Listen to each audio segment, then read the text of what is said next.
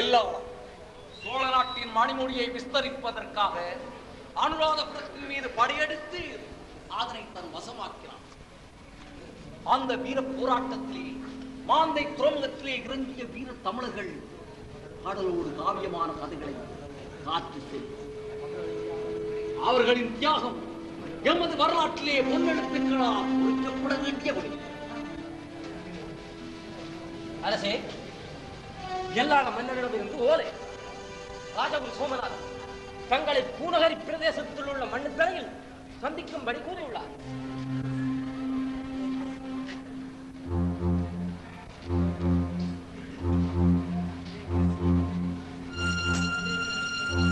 கிரேக்கர் சிங்கம், உரோமர் சிங்கம், வடக்கர் பேர்சியர் மாந்தை முதலை கடற்கரையில் வந்து அட்டகாசம் செய்கிறார்களா, அல்லது தெற்கில் எழுந்த உருகுணை நாட்டிய அரசன் அவந்தீசன் மகன் சுட்டகைமன் போன்றோர் அரசனுக்கு பிரச்சனை கொடுக்கிறார்களா?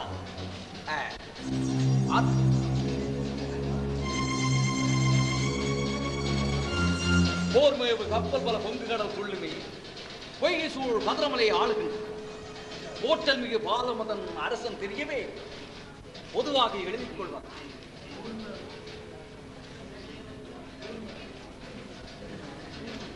உருகுணையாம் அரசதுமாம் பெற்றதுண்டு உளவாளி பலருமே உருமாறி வருகிறார்.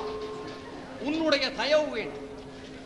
கார்கால மேகம் என காளையர்கள் சேர்ந்துமே களங்காண ஆயத்தம் செய்து அவந்தீசன் மகனாரின் கர்வத்தை அடக்கவே காலத்தை ஆக்கவே இப்படி வேண்டது எல்லாம்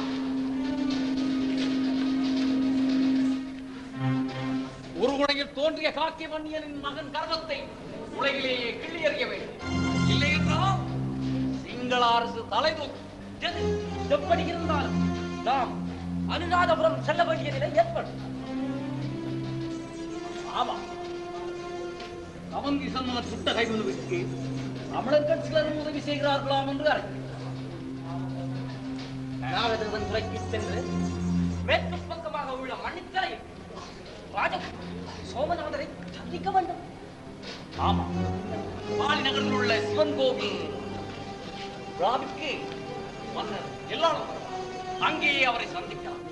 வரும் பௌர்ணமி தினத்தன்று அவரை சந்திப்பதற்கான ஏற்பாடுகள். ஆஹா,